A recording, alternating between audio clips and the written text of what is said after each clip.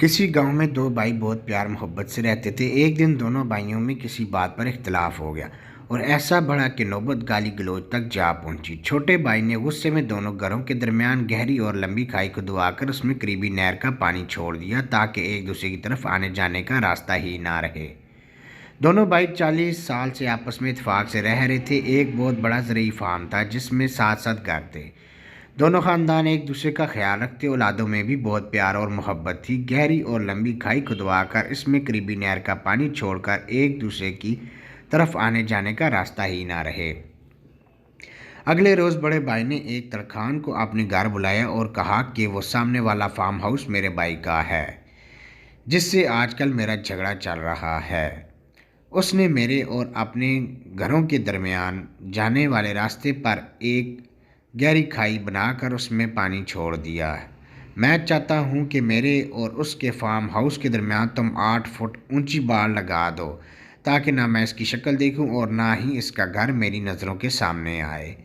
और ये काम जल्द अज जल्द मुकम्मल करके दो जिसकी मैं तुम्हें मुँह मांगी उजरत दूंगा। तरखान ने सर हिलाते हुए कहा कि मुझे पहले आप वो जगह दिखाएं जहाँ से मैंने बाड़ को शुरू करना है ताकि हम फरमाइश के मुताबिक साथ वाले कस्बे से ज़रूरत का मतलूबा सामान ला सकें। मौका देखने के बाद तरखान बड़े भाई को साथ लेकर करीबी कस्बे में गया। 4-5 कारीगरों के अलावा एक बड़ी पिकअप पर ज़रूरत का तमाम सामान लेकर आ गया। तरखान ने उसे कहा, अब आप आराम करें और ये काम हम पर छोड़ दें। तरखान अपने मजदूरों समेत सारा दिन और सारी रात काम करता रहा। सुबह जब बड़े भाई की आंख खुली तो देखकर उसका मुंह लटक गया। वहाँ 8 फुट तो क्या 1 इंच ऊंची बाड़ नाम की भी कोई नहीं थी। गौर करने पर मालूम हुआ कि वहाँ तो एक बेहतरीन पुल बना हुआ था। तरखान की सरकत पर हैरान होता हुआ वो जो ही उस पुल के करीब पहुंचा तो देखा कि पुल की दूसरी तरफ खड़ा हुआ इसका उस छोटा भाई उसकी तरफ देख रहा है। चंद लम्हे वो खामोशी से खड़े कभी खाई और कभी इस पर बने हुए पुल को देखते रहे। छोटे की आंखों में आंसू आ गए। बड़े भाई ने उसे बाप बनकर पाला था।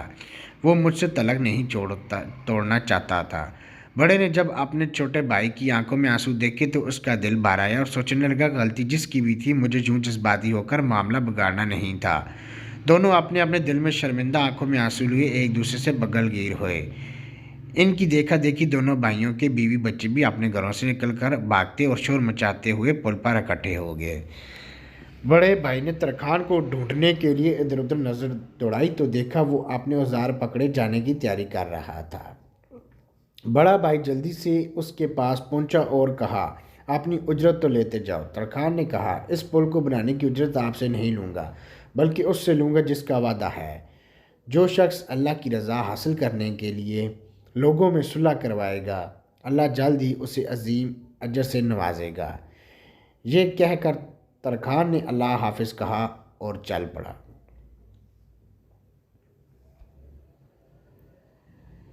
नोट: कोशिश करें कि इस तरखान की तरह लोगों के दरमियान पुल बनाएं, ना कि लोगों को एक दूसरे से जुदा करने का सबब बने। बराए मेहरबानी दीवारें ना बनाएं।